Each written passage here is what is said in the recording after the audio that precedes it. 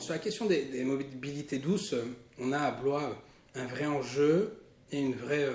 amélioration. Et je pense que c'est important aussi de pouvoir reconnaître là où il y a des améliorations. Nous, on avait porté pendant la campagne des élections municipales et on a continué de porter en commission et au fur et à mesure des conseils municipaux la nécessité de maintenir, nous on propose chaque année un budget alternatif. Notre budget alternatif, c'est tout simplement le fait de présenter de quelle manière est-ce qu'on utiliserait les recettes et de quelle manière on dépenserait l'impôt des Blésois, les contribuables, l'argent des contribuables. Et donc ça permet quand même de pouvoir justifier et de légitimer notre enjeu de politique publique, c'est-à-dire qu'on n'est pas dans des grandes incantations, on explique spécifiquement ce qu'on est capable de faire chaque année. Sur la question des mobilités douces, systématiquement, dans nos propositions, on maintient le même budget qui est proposé aujourd'hui par la municipalité parce que je pense que sur le temps long, là où on ne peut pas tout faire d'un coup, sur le temps long, on est plutôt sur une proportion qui est plutôt raisonnable. Avec, malgré tout, une différence, c'est que plutôt que de vouloir,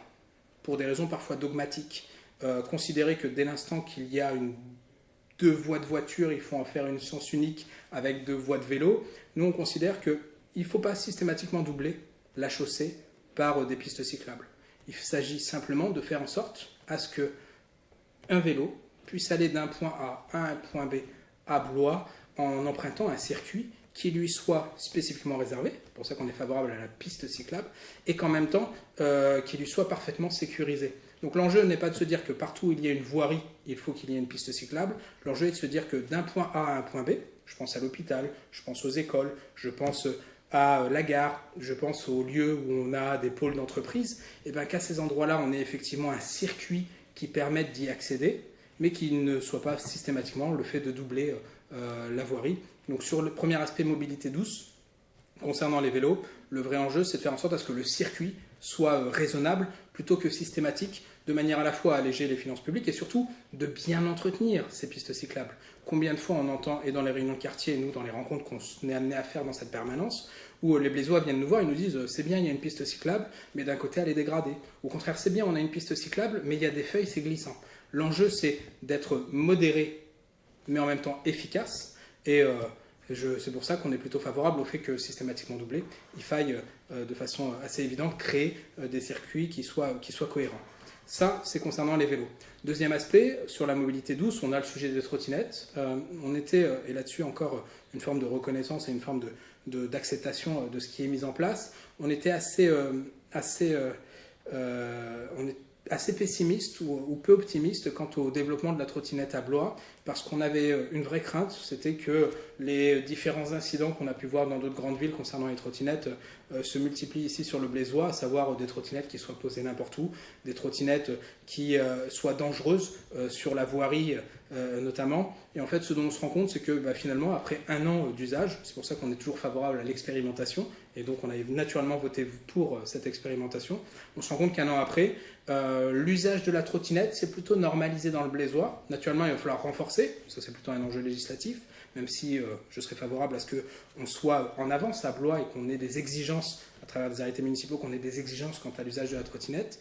notamment en termes d'usage de la sécurité, la nécessité de porter un casque, l'obligation de devoir avoir des clignotants quand on est amené à tourner, un rappel et une vraie pédagogie sur qui est prioritaire sur la voirie, et enfin un rappel à l'ordre systématique et assumer d'être intransigeant quant au fait d'avoir des trottinettes qui aujourd'hui sont capables de rouler à une vitesse quand même relativement élevée et qui malheureusement occupent trop souvent les trottoirs. Donc ça c'est sur cet aspect concernant les trottinettes. Sur la question de l'infrastructure et notamment des bus et de notre réseau de bus, ce qu'on constate, et on a la chance d'avoir été, nous, en particulier notre groupe, d'avoir été accompagnateurs et d'avoir participé aux différentes réflexions lors du choix du délégataire qui finalement a été renouvelé. Ce dont on se rend compte, c'est que globalement, la situation du bus blésois s'est parfaitement améliorée,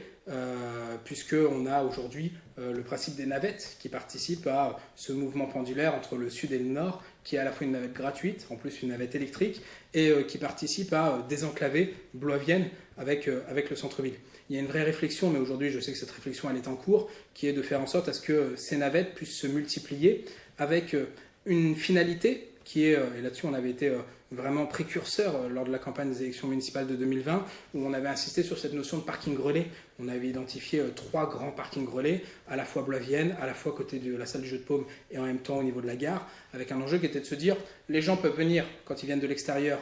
sur ces parkings relais, et à partir de là, il y a une multimodalité. La multimodalité, c'est le fait de pouvoir déposer son véhicule et de prendre un autre type de véhicule, un autre type de moyen de transport. Ça peut être de prendre un bus, ça peut être de prendre une trottinette, ça peut être de prendre un vélo, ça peut être de prendre un tramway, ça existe beaucoup, notamment dans les grandes villes. Et donc on a un vrai enjeu demain à être capable de multiplier ces parkings en périphérie, mais la condition systématique, c'est qu'ils soient bien alimentés, bien desservis par de la mobilité douce, de manière à pouvoir rendre encore plus accessible notre cœur de ville. C'est une nécessité de manière à la fois aussi à permettre de désengorger le cœur de ville en termes de véhicules, et ça sans forcément être dans une logique anti-voiture. Donc ça c'est sur la partie notamment bus, où l'amélioration des circuits de bus permettent d'envisager à moyen terme à ce que ces parkings multimodaux puissent se mettre en place. En tout cas, nous, on les défend systématiquement, et on sait qu'aujourd'hui, on a une oreille attentive à ce sujet-là du côté des différents décideurs. Concernant l'autopartage, on avait été, de la même manière, je vais me permettre de reprendre mon programme des élections municipales, qui est d'ailleurs toujours en ligne. Je me souviens qu'on avait été,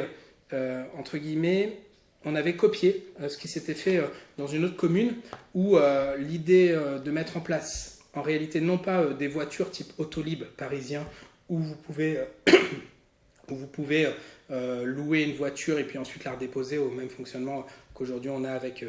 les trottinettes. Nous, on était plutôt favorable de se dire, il y a